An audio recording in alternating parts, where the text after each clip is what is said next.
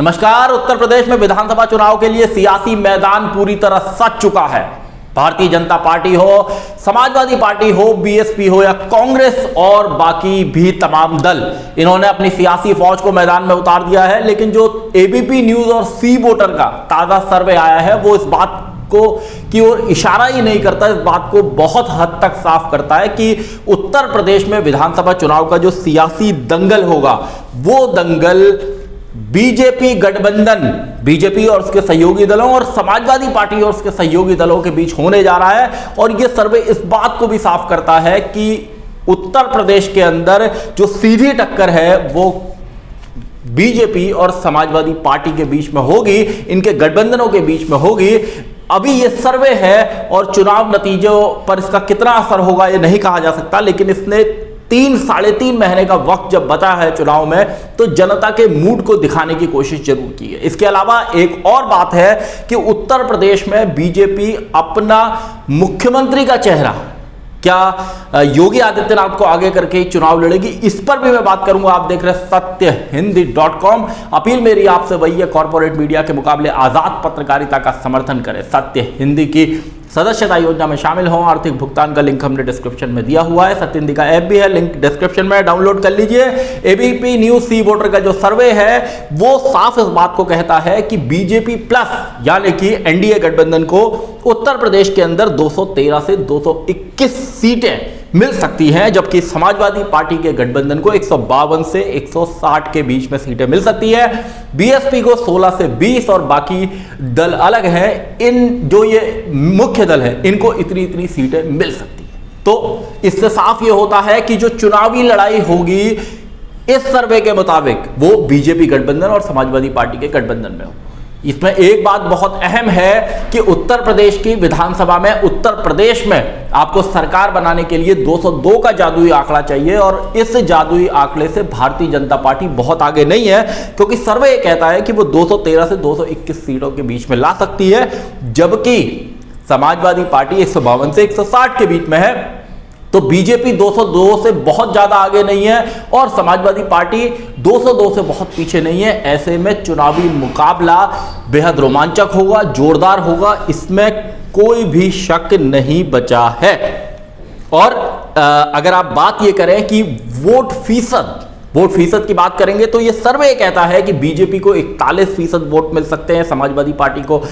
31% vote मिल सकते हैं, जबकि बीएसपी को 15% वोट मिलने की उम्मीद है। और सर्वे इस बात को भी कहता है कि योगी आदित्यनाथ मुख्यमंत्री पद के लिए 41% लोगों की पसंद है, जबकि अखिलेश यादव 32% और मायावती जो पूर्व मुख्यमंत्री हैं, बीएसपी के प्रमुख हैं, वो 16% लोगों की पसंद है। तो ये जो आंकड़े मैंने आपके सामने रखे एबीपी न्यूज सी वोटर के सर्वे के, वो इस बात को साफ करते हैं कि उत्तर प्रदेश में जो अब तक का चुनावी माहौल है, जो सियासी मैदान सजा हुआ है, उसमें बीजेपी गठबंधन, एनडीए और समाजवादी पार्टी और उसके जो सहयोगी दल हैं वो फ्रंट फुट पर आमने सामने की लड़ाई लड़ते हुए दिख रहे हैं। हालांकि बीएसपी ने अपने प्रबुद्ध ब्राह्मण सम्मेलनों से बहुत माहौल बनाने का काम किया है, और जबकि प्रियंका गांधी वाड्रा ने भी प्रतिज्ञा यात्राओं के जरिए लोगों के बीच में कांग्रेस के कार्यकर्ता पहुंच रहे हैं। तो ऐसे हालात में जब चुनावी लड़ाई इतनी नजदीक है, और इससे पहले जो एबीपी न्यूज सी वोटर के सर्वे थे उसमें यह अंतर थोड़ा ज्यादा था,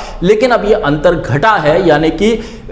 समाजवादी पार्टी करीब आ रही है 202 के आंकड़े के। और इससे यह साफ होता है कि प्रदेश के अंदर चुनाव की जो फिजा है, जो चुनावी माहौल है, वो बदल रहा है। अखिलेश यादव की अगर आप रैलियों को देखें तो उन्होंने इस बार साफ कहा है कि पिछड़ों का इनकलाब आएगा। इसका क्या मतलब है? इसका सीधा मतलब यह है कि उत्तर प्रदेश के अंदर जो ओबीसी चेहरे की बात होती है कि ओबीसी चेहरे को यहां का मुख्यमंत्री होना चाहिए, उसके लिए अखिलेश यादव ने अपना सियासी कार्ड खेल दिया है। जबकि अगर आप इन चुनावी भारतीय जनता पार्टी की चुनावी रैलियों को देखें, और उसमें भी अमित शाह की चुनावी रैलियों को, क्योंकि अमित शाह ने इस पूरे विधानसभा चुनाव की कमान अपने हाथ में ले ली है। शाह को पूरा क्रेडिट इस बात का जाता है भारतीय जनता पार्टी की ओर से भी और राजनीतिक विश्लेषकों की ओर से भी कि उत्तर प्रदेश में वनवास पर गई बीजेपी को वो सत्ता में लेकर आए। चाहे 2014 का लोकसभा चुनाव हो, 2017 का विधानसभा चुनाव हो या 2019 का फिर से लोकसभा चुनाव हो, अमित शाह की एक बड़ी भूमिका चुनाव रणनीति बनाने, बूथ मैनेजमेंट करने, चुनावी रैलियों को करने, चुनावी कार्यक्रम करने में रही है और तब भारतीय जनता पार्टी को यहां इन वक्त पर बड़ी जीत मिलती रही है। एक बार फिर से अमित शाह सक्रिय हुए हैं और हाल में यह खबर आई थी कि भारतीय जनता पार्टी अपने सारे विधायकों के फीडबैक के बाद इस नतीजे पर पहुंची है कि वो लगभग 100 विधायकों के टिकट काट सकती है। तो अमित शाह के जो उनके निगरानी में, उनके सुपरविजन में, उनकी मॉनिटरिंग में जो पूरे इलेक्शन की रैलियां हो रही हैं और अमित शाह की चुनावी रैलियों में आप देखें तो वो इस बात को साफ करते दिखाई देते हैं कि योगी आदित्यनाथ को प्रदेश का फिर से मुख्यमंत्री बनाना है। और वो इस बात को आज उन्होंने आजमगढ़ की भी एक रैली में कहा और इससे पहले भी वो कह चुके हैं कि अगर नरेंद्र मोदी को 2024 में फिर से प्रधानमंत्री बनाना है तो योगी आदित्यनाथ को यहां का मुख्यमंत्री बनाना होगा। लेकिन अब हमें यह बात भी समझनी होगी कि केशव प्रसाद मौर्य जो एक बड़े चेहरे हैं उत्तर प्रदेश की राजनीति के, उत्तर प्रदेश के उप मुख्यमंत्री हैं और उनके जो समर्थक हैं उनकी हमेशा से ये मांग रही है कि पिछड़ी जाति के नेता को, केशव प्रसाद मौर्य को उत्तर प्रदेश का मुख्यमंत्री बनाया जाना चाहिए। 2017 में भी जब भारतीय जनता पार्टी को एक बड़ी जीत 325 सीटों पर जीत मिली, उस वक्त भी आखिर जो केशव प्रसाद मौर्य के समर्थक हैं वो लगातार इस उम्मीद में थे कि उनके नेता के नाम पर मुहर लगेगी। और बीते कुछ वक्त में पिछड़ों की सियासत उत्तर प्रदेश के अंदर, पिछड़े अति पिछड़ों की सियासत में एक बार फिर से जोर मारा है और प्रदेश के अंदर ओबीसी मुख्यमंत्री की मांग तेज हुई है। भारतीय जनता पार्टी ने ओबीसी समुदाय के लिए बीते दिनों में काफी कदम उठाए हैं और मोदी और योगी कैबिनेट के विस्तार में भी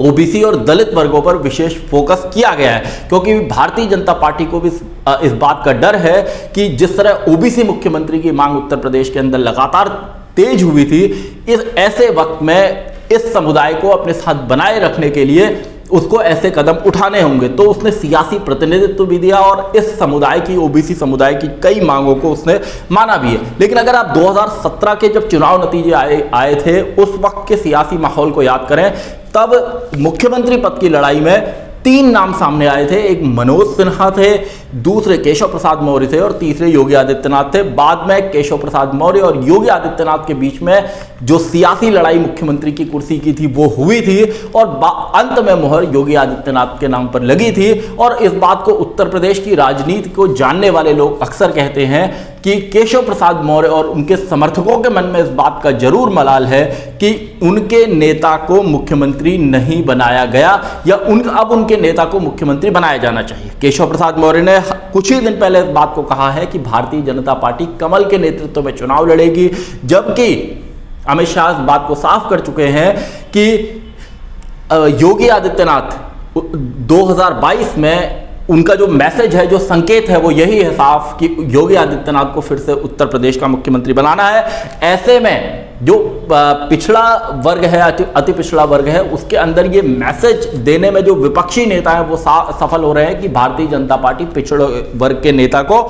मुख्यमंत्री नहीं बनाना चाहती। पिछड़े और अति पिछड़ों का वोट उत्तर प्रदेश की सियासत में निर्णायक है और इस वोट बैंक को बनाए रखने की कोशिश तमाम दलों ने की। और उत्तर प्रदेश में भी अभी अगर आप बीजेपी सरकार में भी देखें तो केशव प्रसाद मौर्य और संगठन में देखें तो स्वतंत्र देव सिंह, ये दोनों पिछड़े समुदाय के नेता हैं। ऐसे में मुख्यमंत्री कौन होगा ये भारतीय जनता पार्टी के कार्यकर्ताओं के अंदर, भारतीय जनता पार्टी के कैडर के अंदर और जो बीजेपी समर्थक हैं उनके अंदर भी इस बात को लेकर जबरदस्त चर्चा है। और माना जा सकता है कि इसको लेकर आने वाले दिनों में कहीं कोई घमासान हो सकता है, क्योंकि हमें याद रखना होगा कि 2 साल पहले लगभग एक वक्त था जब विधानसभा में सरकार के खिलाफ कुछ विधायकों ने नारेबाजी की थी और उसके बाद डैमेज कंट्रोल करने के लिए बीजेपी को अपनी सेंट्रल लीडरशिप को पूरी ताकत झोंकनी पड़ी थी। तो एबीपी न्यूज सी वोटर का जो सर्वे है वो इस बात को साफ करता है कि जो प्रदेश में चुनावी लड़ाई है, जो सियासी लड़ाई है, वो भारतीय जनता पार्टी, समाजवादी पार्टी गठबंधन इनके बीच में होनी है, जोरदार टक्कर होनी है। और जो रोमांचक मुकाबला होने की बात इसीलिए कही जा रही है क्योंकि पिछली बार जो भारतीय जनता पार्टी को 2017 में जीत मिली थी तब उसके गठबंधन को 325 सीटों पर जीत मिली थी, जबकि इस बार ये आंकड़ा काफी कम है। और जो अनुमान है इस सर्वे का, नतीजे क्या होंगे ये नतीजे आने पर ही साफ होगा, लेकिन अभी तक जो अनुमान है चुनाव से 3 साढ़े 3 महीने पहले का वो मैं आपके सामने रख रहा हूं। तो अखिलेश यादव अगर आप देखें तो समाजवादी जो अपनी यात्रा निकाल रहे हैं, उस यात्रा के दौरान भी लगातार पिछड़ों दलितों को एकजुट करने की बात कहते हैं और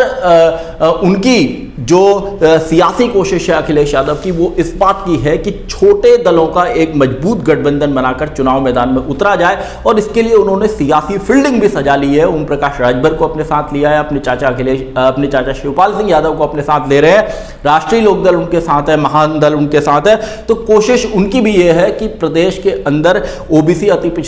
पिछले अति पिछड़ों के वोट का, दलितों के वोट का पर हक जमाया जाए या उन्हें हासिल किया जाए, इसकी उनकी कोशिश है। और जो एबीपी का सर्वे है, ये निश्चित रूप से समाजवादी पार्टी के कार्यकर्ताओं, समर्थकों को इस बात की उम्मीद देता है कि अगर चुनाव में और ज्यादा जोर लगाया जाए तो नतीजे जो है उनके पक्ष में भी हो सकते हैं। जो मुख्यमंत्री पद की लड़ाई है, मुख्यमंत्री के चेहरे की जो लड़ाई है भारतीय जनता पार्टी के अंदर, उस पर भी मैंने बात की है। और उत्तर प्रदेश में सियासी माहौल जिस तरह से लगातार बदल रहा है, जिस तेजी से बदल रहा है, जितनी घटनाएं हो रही हैं और उस पर जिस तरह का रिएक्शन टीवी पर है, सोशल मीडिया पर है, वो भी आप सब कुछ देख रहे हैं। और निश्चित रूप से माना जाना चाहिए कि अगले 3.5-4 महीने उत्तर प्रदेश में जोरदार प्रचंड चुनावी घमासान होगा और ये जनता के विवेक पर निर्भर होगा कि जनता, उत्तर प्रदेश की जनता किन मुद्दों पर वोट देती है, क्योंकि उत्तर प्रदेश में चुनाव लड़ने के लिए मुद्दों की कमी नहीं है। मुद्दे बहुत सारे हैं। विपक्ष जो है वो कितनी एकजुटता के साथ चुनाव लड़ पाता है, इस पर भी बहुत कुछ निर्भर करेगा। क्योंकि जो एक उम्मीद जताई जा रही थी कि समाजवादी पार्टी हो या कांग्रेस हो, अगर इनका एक गठबंधन बनता है, या 2019 के लोकसभा चुनाव में जिस तरह सपा, बसपा और राष्ट्रीय लोकदल का गठबंधन बना, वैसा कोई गठबंधन बनेगा तो भारतीय जनता पार्टी के लिए सियासी मुश्किलें बढ़ेंगी। लेकिन ऐसा नहीं हो रहा है, क्योंकि बीएसपी अलग हो चुकी है और कांग्रेस और समाजवादी पार्टी के बीच अभी तक गठबंधन होने की कोई उम्मीद नहीं है। किसान आंदोलन एक बड़ा मुद्दा है, जिसको एबीपी न्यूज सी वोटर के सर्वे में भी कहा गया है कि 15% लोगों ने कहा है कि किसान आंदोलन एक मुद्दा है, जबकि 17% लोगों ने बेरोजगारी और 15% लोगों ने महंगाई को भी मुद्दा माना है। तो निश्चित रूप से ये मुद्दे काम करेंगे विधानसभा चुनाव में जब लोग वोट डालने जाएंगे, क्योंकि विपक्ष लगातार इस बात को कह रहा है कि बेरोजगारी और महंगाई ने आम आदमी की, आम जनता की कमर तोड़ के रख दी है। सर्वे में 30% लोग इस बात को भी कहते हैं कि उत्तर प्रदेश की राज्य की कानून व्यवस्था भी एक बहुत बड़ा मुद्दा है। तो ये जो सियासी समीकरण है, उत्तर प्रदेश का जो सियासी माहौल है, वो साफ इस बात को करता है कि चुनावी मुकाबला, जो ये सर्वे इस ओर इशारा करता है कि ये चुनावी मुकाबला बीजेपी गठबंधन और एसपी गठबंधन के बीच में होगा। और आने वाले दिनों में सियासी रण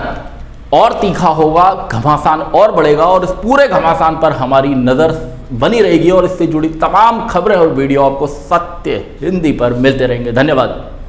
सत्य हिंदी का ऐप डाउनलोड करें गूगल प्ले स्टोर पर।